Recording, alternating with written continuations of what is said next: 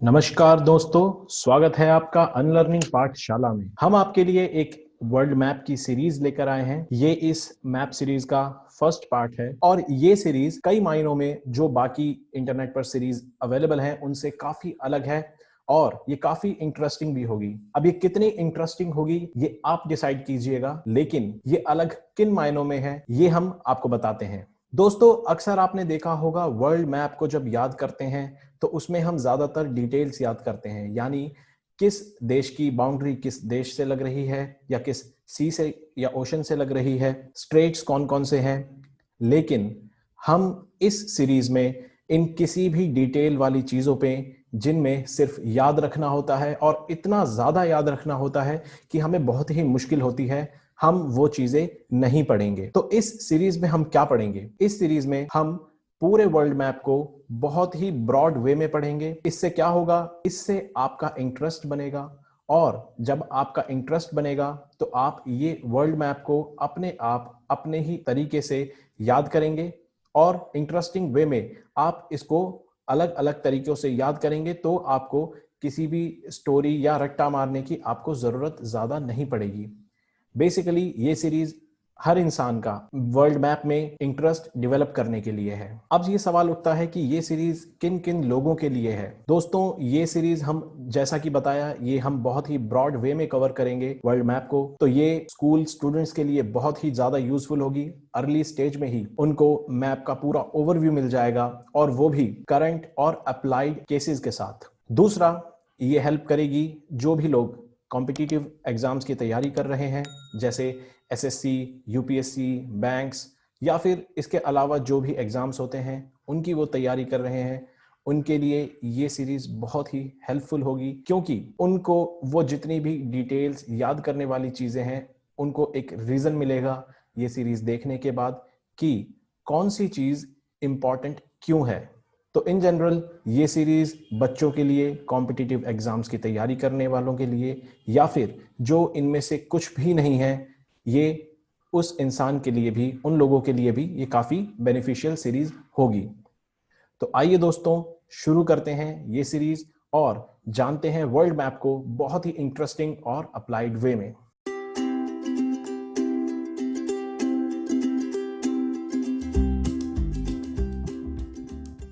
दोस्तों, अक्सर हमने देखा है कि वर्ल्ड मैप को याद करना एक बहुत ही मुश्किल और थका देने वाला टास्क होता है, क्योंकि इसके अंदर बहुत सारी डिटेल्स होती हैं।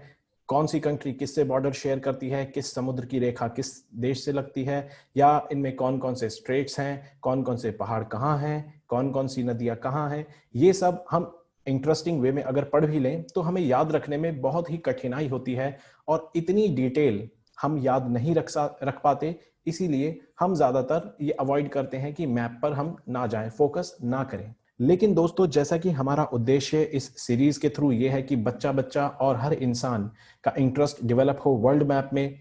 वो अगर किसी कंट्री का नाम सुनता है तो उसे पता होना चाहिए एटलीस्ट कि वो कंट्री मैप में कहाँ है और क्या ऐसी कोई कंट्री है भी। ये भी कभी कभी देखा जाता है, हमें ये भी हम इसमें कंफ्यूज हो जाते हैं कि शायद ऐसी कोई कंट्री है भी, हमने सुना भी है क्या। तो हम इस थका देने वाले टास्क को इंटरेस्टिंग बनाएंगे, प्लस हम ये जानेंगे कि वर्ल्ड मैप पढ़ना क्यों जरूरी है।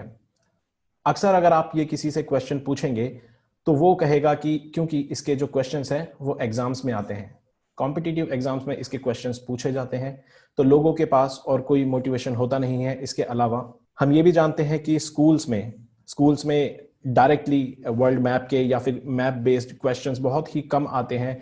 इसलिए बच्चों में भले ही उनका इंटरेस्ट हो लेकिन फिर भी उनके पास एक मोटिवेशन या एक स्ट्रांग रीजन नहीं होता है कि किस वजह से वो मैप पर फोकस करें। इसलिए हम दरअसल ऐसे समय में देखा गया है स्कूल स्टूडेंट्स जो है मैप पर इतना फोकस नहीं कर पाते हैं और ये कॉन्सेप्ट्स उनके पूरी उम्र भर लूज रहते हैं। और फिर जब वो कॉम्पिटिटिव एग्जाम्स की तैयारी करते हैं तब उनको खासकर ध्यान देना पड़ता है और तब वो अलग अलग ट्रिक्स का सहारा लेते हैं, या फिर उनको बहुत ही मुश्किल होती है, या फिर टास्क बहुत ही इतना आसान और इंटरेस्टिंग नहीं लगता है। तो सवाल ये उठता है कि इंपॉर्टेंस क्या है मैप की। तो क्वेश्चंस अगर एग्जाम में आए तो क्या ये इसकी इंपॉर्टेंस दर्शाता है? जी नहीं। हम ये जानेंगे कि सवाल दरअसल एग्जाम में आते ही क्यों हैं? अगर आप इस रीजन को फॉलो करें तो आप एकदम सही आंसर पर पहुंच जाएंगे कि सवाल दरअसल आते ही क्यों हैं। यानी कि जो भी सवाल एग्जाम में आ रहा है उसके पीछे भी कोई ना कोई रीजन तो जरूर होगा। तो अगर आप उस रीजन पर काम करते हैं तो आपको पता होगा कि कोई सी भी चीज अगर न्यूज में आ रही है, कोई लोकेशन है, किसी समुद्र का नाम है, तो आपको पता होगा कि क्या ये इतनी इंपॉर्टेंट है कि इसके ऊपर मुझे कुछ याद रखना है, क्या मुझे इसमें मैप में सर्च करना है। तो आप इंडिपेंडेंट होकर उसको सर्च करेंगे अगर आपको इंपॉर्टेंस पता होगी। तो हम इस सीरीज में आपको हर एक लोकेशन की इंपॉर्टेंस उसको बताएंगे और हम वो इंपॉर्टेंस आपको इस तरीके से बताएंगे कि हम हर कंट्री की हर लोकेशन को, किसी भी ओशन हो, कुछ भी जगह हो, उसको हम कवर करेंगे इंडिया के पर्सपेक्टिव से। यानी कि याद रखने को तो दोस्तों देखो बहुत कुछ है, लेकिन अगर आप हर चीज को इंडिया के पर्सपेक्टिव से देखेंगे तो उसमें से आपको मोटा मोटा कुछ ही चीजें मिलेंगी जिनसे आप एक ब्रॉड पिक्चर बना सकते हैं। बाकी रही बात डिटेल्स की, तो अगर आप चाहते हैं कि हम डिटेल्स पर भी हर एक कंट्री की सीरीज बनाएं या फिर उस पर मैप बेस्ड चीजें बनाएं, तो आप हमें कमेंट सेक्शन में जरूर बताइए, हम उस पर काम करेंगे। तो फिलहाल हमारा उद्देश्य यह है कि ये जानना कि आखिर क्वेश्चन मैप के आते ही क्यों है, यानी कि मोटे मोटे तौर पे इंपॉर्टेंस क्या है वर्ल्ड मैप को स्टडी करने की। आइए जानते हैं।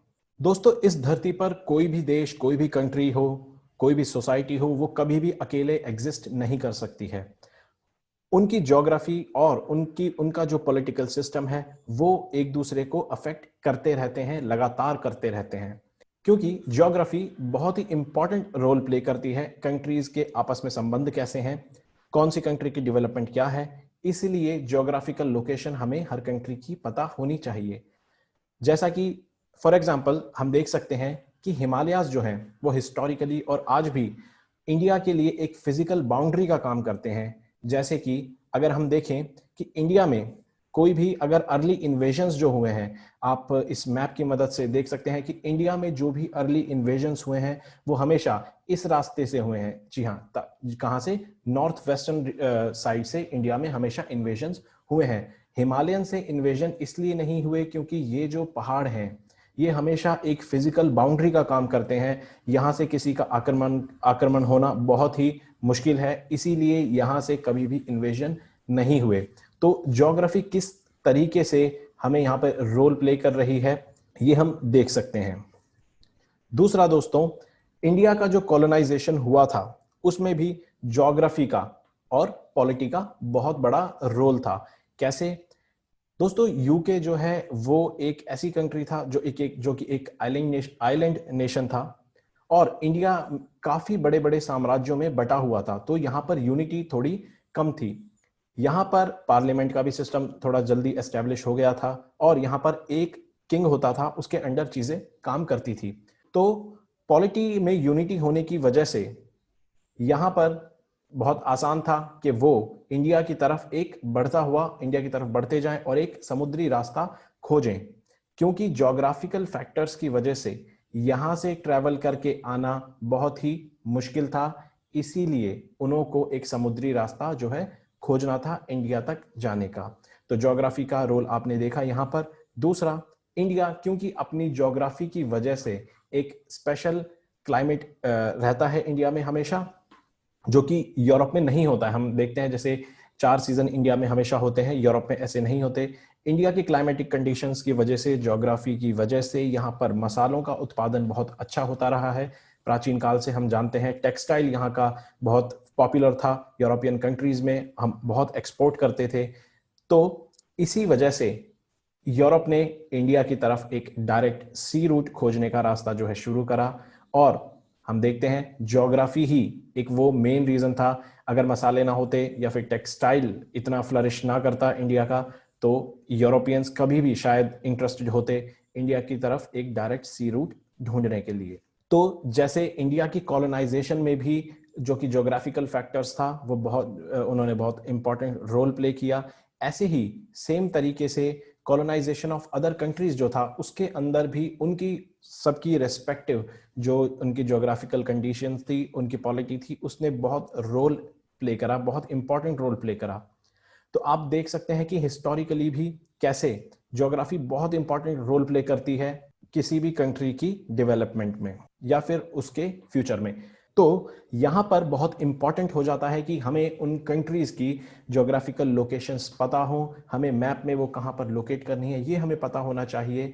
इसीलिए वर्ल्ड मैप पढ़ना जरूरी हो जाता है। ठीक है दोस्तों, क्योंकि ज्योग्राफी बहुत इंपॉर्टेंट रोल प्ले करती है किसी भी देश की इंटरेक्शन में, उसका दूसरे देशों के साथ क्या इंटरेक्शन रहेगा इसके अंदर। प्रेजेंटली जो हम एक एग्जांपल ले सकते हैं वो एग्जांपल ये है दोस्तों कि इंडिया को अगर रशिया में यहाँ पर सेंट पीटर्सबर्ग में अगर कुछ कंसाइनमेंट पहुंचाना है, ट्रेड रूट अगर इंडिया का कोई है, वो ये था, ये लंबा सा जो ट्रेड रूट है आपको, ये इंडिया का जो पुराना ट्रेड रूट है ये है जो अभी फिलहाल फॉलो होता है। तो ये बहुत ही लंबा ट्रेड रूट है। इसको कम करने के लिए, यानी ये एक तरह से ज्योग्राफिकल बैरियर है, अगर ये ज्योग्राफिकल बैरियर को हम क्रॉस कर दें और हम ईरान से होते हुए यहाँ पर एक रास्ता ये बना दें डायरेक्ट, तो हमें इतनी सहूलियत हो जाएगी दोस्तों कि हम यहाँ से फिर यूरोप में भी बाकी जगह पर अपने ट्रेड को बढ़ावा दे सकते हैं।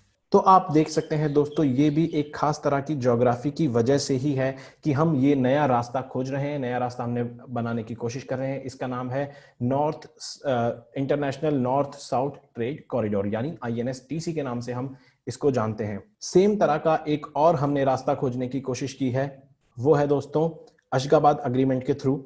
अशगाबाद अग्रीमेंट क्या है? ये भी एक तरह का अभी एक अग्रीमेंट हुआ है, इंडिया ने इस पे काम कर रहा है, इंडिया और बाकी देश भी, जिसके अंदर हम यहाँ से, ये हमारा इधर से अजरबैजान से होते हुए जो जाएगा वो तो INSTC होता हुआ जाएगा, और यहाँ से जो ये वाला रूट है ये होगा हमारा अशगाबाद। इससे हम क्या करेंगे दोस्तों, इस रूट से हम सेंट्रल एशिया को कनेक्ट करेंगे इंडिया से। अभी तक क्योंकि ज्योग्राफिकल बैरियर्स की वजह से इंडिया सेंट्रल एशिया जो ट्रेड है वो बहुत ही कम रहता है, इंडिया को बहुत ही मुश्किल होती है। सेंट्रल एशिया एक ऐसा रीजन है दोस्तों जो बहुत ही रिसोर्सफुल है, लेकिन हमारा उससे ट्रेड नहीं हो पाता है क्योंकि यहाँ पर हम जानते हैं बहुत ही ज़्यादा माउंटेनियस रीजन है, टेरेन ऐसा है, यहाँ पर हम ट्रेड इतना एक्सेस नहीं कर सकते हैं, ये रूट्स को एक्सेस करना बहुत मुश्किल है। ऊपर से चाइना भी एक फैक्टर है, इसीलिए हम एक ऑल्टरनेटिव रास्ता खोजना चाहते हैं। लेकिन यहाँ से अगर यहाँ से भी अगर हम जाएं होते हुए पाकिस्तान अफगानिस्तान से होते हुए तो पॉसिबल है, लेकिन यहाँ पर पाकिस्तान हमें रूट का एक्सेस नहीं देता है।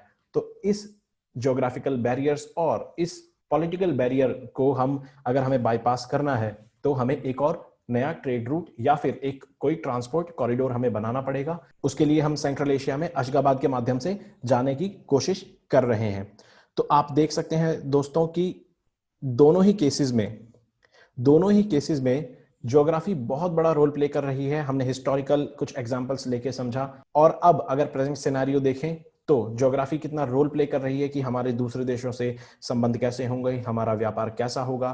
तो इसीलिए बहुत जरूरी हो जाता है दोस्तों कि हमें उन देशों की लोकेशन पता हो, हमें वो जो रूट फॉलो करना है हमें उसके बारे में उसका रास्ता पूरा पता हो, वो किन किन कंट्रीज से होते हुए जाता है। इसीलिए हम इस पर इतना जोर देते हैं।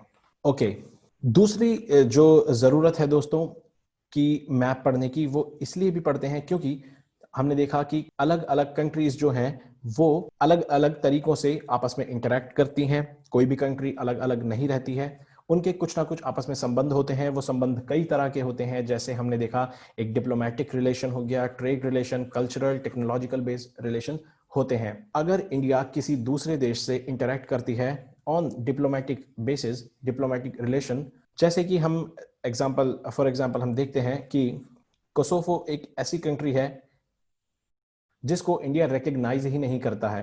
दोस्तों, अगर कोई देश किसी भी देश को रिकग्नाइज करता है, उसको मान्यता देता है, तो सबसे पहले वो उसके साथ फॉर्मल डिप्लोमेटिक रिलेशंस बनाता है। जैसे जब 1992 में इंडिया ने इजराइल को मान्यता दी थी ऑफिशियली, तो इंडिया ने क्या करा था, उसके साथ अपने डिप्लोमेटिक चैनल्स खोले थे और वहां पर अपनी एम्बेसीज और जो कॉन्सुलेट्स हैं उनको बनाने की प्रक्रिया शुरू की थी। तो डिप्लोमेटिक रिलेशंस भी एक तरह के रिलेशन है। तो अगर कोई भी कंट्री किसी भी देश के साथ डिप्लोमेटिक रिलेशंस, आपने सुना होगा हाल फिलहाल न्यूज़ में, किसी से रिलेशन स्थापित कर रही है, किसी से तोड़ रही है, या फिर कभी कभी कंट्रीज एक दूसरे को धमकी भी देती है कि इंडिया फॉर्मल टाइज जो है तोड़ देगी, इंडिया किसी कंट्री से डिप्लोमेटिक रिलेशन तोड़ देगा। जैसे आपने देखा होगा कई बार हम क्या करते हैं कि पाकिस्तान हमारे हाई कमिश्नर को बुलाकर उनको समन करता है, कई बार हम उनको करते हैं। और अभी रिसेंटली कुछ एग्जांपल्स हमने देखे हैं कि अमेरिका ने क्या करा है, वो चाइना के एम्बेसडर्स को वापस भेज देता है उनके देश में। तो डिप्लोमेटिक रिलेशंस में कुछ भी डेवलपमेंट हो, वो भी एक इंटरनेशनल रिलेशन का पार्ट है। और इंटरनेशनल रिलेशंस के लिए एक बहुत मेजर जो रोल प्ले करती है कंट्रीज के लिए, वो क्या है दोस्तों? Geographical factor. तो उसी तरह से ट्रेड रिलेशन होते हैं, इंडिया की कई कंट्री से ट्रेड रिलेशन है, जैसे चाइना, अमेरिका, यूरोपियन यूनियन, ये हमारे बड़े मेजर ट्रेडिंग पार्टनर्स हैं। जैसे आसियान, पूरा साउथ ईस्ट एशियन नेशन जो कंट्रीज हैं, जो कि जैसे थाईलैंड हो गया, लाओस हो गया, कंबोडिया, वियतनाम, इंडोनेशिया, ये साउथ ईस्ट नेशन कंट्रीज इनको हम बोलते हैं, या फिर शॉर्ट में आसियान हम इनको बोलते हैं। इनसे इंडिया के ट्रेड रिलेशंस हैं। तो हमें, अगर हम बात करते हैं जब भी इन कंट्रीज की, तो हमें इनकी ज्योग्राफिकल लोकेशंस पता होनी चाहिए। ये हमें अफेक्ट करते हैं काफी, इंडिया के रिलेशंस को अफेक्ट करते हैं। इंडिया के रिलेशंस को अफेक्ट करते हैं तो उनकी ज्योग्राफिकल लोकेशंस पता होनी चाहिए। आप ऐसे कह सकते हैं कि अगर किसी कंट्री की एक स्पेसिफिक ज्योग्राफी है तो वो हमारे रिलेशंस उसको अफेक्ट करेगा, या फिर अगर कोई कंट्रीज और हमारे रिलेशन अफेक्ट होते हैं, कुछ उनमें चेंज आता है, कुछ उनमें बढ़ोतरी होती है, तो हमें उसकी ज्योग्राफिकल लोकेशंस की तरफ जाना चाहिए चेक करने के लिए। उसी तरह से कल्चरल रिलेशन होते हैं दोस्तों, और ये भी ज्योग्राफी पे बहुत ज्यादा डिपेंड करते हैं। जैसा कि आप देख सकते हैं कि इंडिया, पाकिस्तान, ये जो रीजन है, यहाँ की ज्योग्राफी लगभग थोड़ी सेम सेम सी है, तो लोगों का कल्चर भी यहाँ पर आपको सेम सेम सा मिलेगा। उसी तरह से अगर आप इस रीजन में देखें तो यहाँ की ज्योग्राफी सेम सी है, तो यहाँ पर लोगों का कल्चर आपको थोड़ा सेम सेम मिलेगा। लेकिन यहाँ पर एक माउंटेन्स आ जाते हैं तो फिजिकल बैरियर बढ़ जाते हैं, तो कल्चरल जो इंटर मिक्सिंग है वो इतनी नहीं हो पाती। इसीलिए जो माउंटेन्स का जो कल्चर है और ये प्लेन एरिया का बाकी रेस्ट ऑफ इंडिया से, ये थोड़ा सा अलग डिफरेंट इनका कल्चर होता है और थोड़ा डिस्टिंक्ट भी होता है। तो हमने देखा कल्चरल रिलेशंस में भी कैसे बहुत मेजर रोल प्ले करते हैं ज्योग्राफी। तो इसीलिए हमें लोकेशंस पता होनी चाहिए कि कौन कौन से फैक्टर्स हैं, जैसा कि आप देख सकते हैं।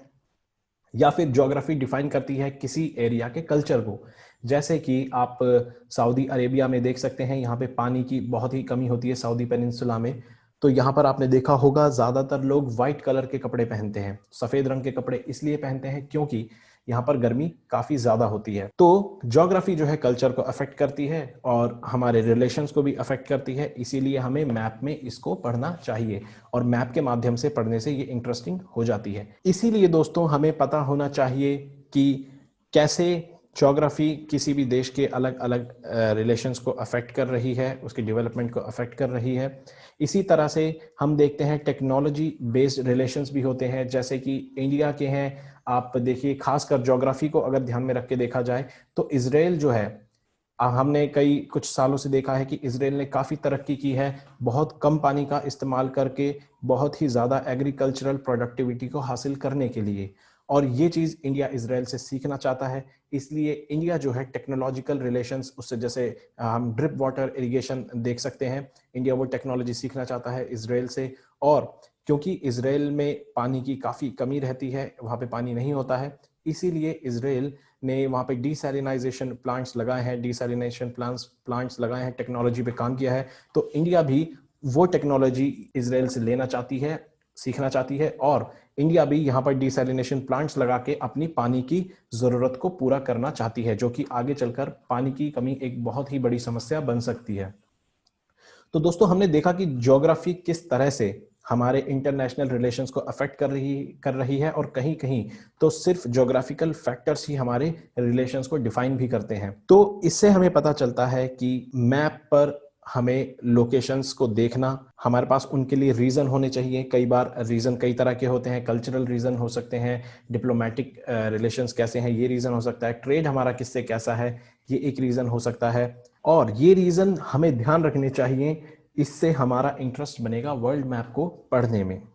ठीक है दोस्तों, आगे चलते हैं। तीसरा जो पॉइंट है दोस्तों, 2 पॉइंट हम डिस्कस कर चुके हैं, ज्योग्राफी और पॉलिटी कैसे कंट्रीज को अफेक्ट करती हैं और हमारे इंटरनेशनल रिलेशंस कैसे होंगे, इस चीज को भी अफेक्ट करती है ज्योग्राफी। तीसरा जो पॉइंट है वो ये है दोस्तों, हमें अपने इमीडिएट जो नेबरहुड है उसको समझने के लिए भी हमें मैप की समझ होनी चाहिए, मैप पर हमें थोड़ा ध्यान देना चाहिए, या फिर अगर आप मैप पर ध्यान देंगे तो हमें वो चीजें ज्यादा समझ आएगी जो हमारे इमीडिएट नेबरहुड, जो हमारी कंट्रीज हैं, उनसे रिलेशन को डिफाइन करती हैं या अफेक्ट करती हैं। इमीडिएट नेबरहुड को समझना इसलिए जरूरी है क्योंकि अपने पड़ोसियों से हमें हमेशा संबंध अच्छे रखने चाहिए, तो हमें डिस्प्यूट्स को अवॉइड करना चाहिए और कोऑपरेशन को हमेशा बढ़ावा देना चाहिए। तो आपने जैसे देखा होगा, हाल ही दिनों में इंडिया और चाइना में काफी ज्यादा तनाव चल रहा है बॉर्डर पर, और ज्यादातर ये जो डिस्प्यूट्स हैं ये बॉर्डर से रिलेटेड डिस्प्यूट्स हैं। जैसे अक्साई चिन हमने देखा है, ये भी एक हमारे इंडिया का एक बहुत बड़ा पोर्शन है जो अवैध रूप से चाइना के पास है। लद्दाख में चाइना और इंडिया का डिस्प्यूट चलता रहता है, हम सुनते रहते हैं। सिक्किम में भी, और अरुणाचल प्रदेश को तो हम जानते हैं चाइना इसको साउथ तिब्बत बोलकर इसको क्लेम करता है। तो हमें मैप पर इसकी समझ होना बहुत जरूरी है। चाइना और इंडिया के बीच का जो एरिया है वो मैप पर क्यों पड़े, कैसे पड़े, इसका रीजन ये है दोस्तों क्योंकि इंडिया और चाइना में डिस्प्यूट चलता रहता है बॉर्डर्स को लेकर। पाकिस्तान से जहां तक की बात है तो दोस्तों हमारा उससे सर क्रीक में डिस्प्यूट रहता है। पीओके तो आप हर दिन न्यूज में सुनते ही होंगे, गिलगित बाल्टिस्तान दोनों ही अवैध रूप से पाकिस्तान के कब्जे में है। तो ये भी हमें मैप पर पता होना चाहिए। मैप में हमारा इंटरेस्ट बनाने के लिए बहुत जरूरी चीजें हैं, बहुत अहम मुद्दे हैं। इंडिया बांग्लादेश में हम जानते हैं कई बार रिवर डिस्प्यूट्स रहता है, फरक्का बैराज को लेकर भी हमने काफी चीजें सुनी हैं। और अभी हाल ही में 100 कॉन्स्टिट्यूशनल अमेंडमेंट एक्ट हुआ था, उसके अंदर इंडिया ने और बांग्लादेश ने कई सारे जो एनक्लेव्स होते हैं उनको एक्सचेंज किया था। दोस्तों एनक्लेव वो पार्ट होता है टेरिटरी का जो चारों तरफ से किसी दूसरे देश की टेरिटरी से घिरा हुआ है। जैसे फॉर एग्जांपल यहाँ पर ये बॉर्डर है, तो ये इंडिया है और ये बांग्लादेश है। अगर ये कोई एनक्लेव है तो ये बांग्लादेश की टेरिटरी है। अगर ये बांग्लादेश की टेरिटरी चारों तरफ से इंडिया से घिरी हुई है तो हम ये कहेंगे ये एक एनक्लेव है, क्योंकि ये फॉरेन टेरिटरी इंडिया की टेरिटरी से चारों तरफ घिरी हुई है। सेम चीज अगर यहाँ पे कोई इंडिया की ऐसी टेरिटरी होगी जो कि चारों तरफ से बांग्लादेश से घिरी हुई है तो वो भी एक तरह का एनक्लेव है। तो इंडिया ने एक 100 कॉन्स्टिट्यूशनल अमेंडमेंट एक्ट करा था जिसके अंदर उन्होंने कई सारे एनक्लेव्स को, ऐसे बॉर्डर के पास हैं, उनको एक्सचेंज किया था। तो एक ये भी बहुत बड़ी इंपॉर्टेंट डेवलपमेंट थी हमारे नेबरहुड में टेरिटरी को लेकर। तो हमें पता होना चाहिए, मैप पर इसकी इंपॉर्टेंस हमें पता होनी चाहिए। दूसरी ओर आजकल हम देख रहे हैं नेपाल और इंडिया का भी कुछ डिस्प्यूट जो नेपाल है वो क्रिएट करने की कोशिश कर रहा है, खासतौर पर काला पानी टेरिटरी को लेकर। आपको काला पानी टेरिटरी, अगर ये पूरा इशू समझना है तो काला पानी टेरिटरी कहाँ है ये आपको मैप पर पता होनी चाहिए। तो ये कुछ रीजंस हैं दोस्तों जो हमने जाने कि मैप पढ़ना क्यों जरूरी है, क्यों हमें मैप को पढ़ना चाहिए, आखिर क्वेश्चंस एग्जाम में आते ही क्यों हैं। दोस्तों सरकार हमारी इंटेलिजेंस चेक करने से ज्यादा हमारी समझ को चेक करना चाहती है एग्जाम्स के माध्यम से, इसीलिए वो इस तरह के क्वेश्चंस देती है हमें एग्जाम में। उनका जो मोटिव है वो ये चेक करना होता है क्या आपको ये सारे मुद्दे प्रैक्टिकल वे में पता है, उनकी समझ है या नहीं। और रही बात जो क्वेश्चन एग्जाम में आते हैं, वो इसलिए आते हैं क्योंकि वो एग्जाम में आते हैं, इसलिए इंपॉर्टेंट नहीं है, क्योंकि वो इंपॉर्टेंट है इसलिए वो एग्जाम में आते हैं। तो आज से आप कोशिश कीजिए कि आप कुछ भी अगर पढ़ेंगे तो आप उनको इन इश्यूज की नजर से देखेंगे और आप पहचानने की कोशिश करेंगे कि क्या वो जो एक इशू आया है, वो जो लोकेशन आई है, क्या वो ज्योग्राफिकल फैक्टर उसमें है, इतना इंपॉर्टेंट है कि वो इंडिया को अफेक्ट करता है, इंडिया से उसका किस हद तक क्या रिलेशन है। अगर वो इंडिया के लिए बहुत ज्यादा इंपॉर्टेंट है तो आप उसको मैप पर जाकर जरूर देखिए और अपने दिमाग में एक ब्रॉड आउटलाइन बनाइए कि वो किस तरह से इंडिया के लिए इंपॉर्टेंट है। वरना तो दोस्तों पढ़ने को बहुत कुछ है और करंट अफेयर के साथ पढ़ते जाएंगे तो बहुत कुछ रहता है, लेकिन इस सीरीज के माध्यम से हम आपको ब्रॉड वे में मैप कैसे पढ़ना है, क्यों पढ़ना है, ये हम सब आपको सिखाएंगे। तो आई होप दोस्तों आपको ये पूरी वीडियो समझ आई होगी, आपने इसको एंजॉय किया होगा और आपको एक रीजन मिला होगा कि क्यों हमें मैप को पढ़ना चाहिए और मैप क्यों इतने जरूरी होते हैं। मैं उम्मीद करता हूं आप ये चीजें आपका इंटरेस्ट बनाएंगी और हमारी सीरीज की बाकी जो वीडियोस होंगी वो आपके लिए बहुत हेल्पफुल होंगी। इसी के साथ हम चलते हैं दोस्तों, पढ़ते रहिए, अपना ख्याल रखिए। धन्यवाद दोस्तों।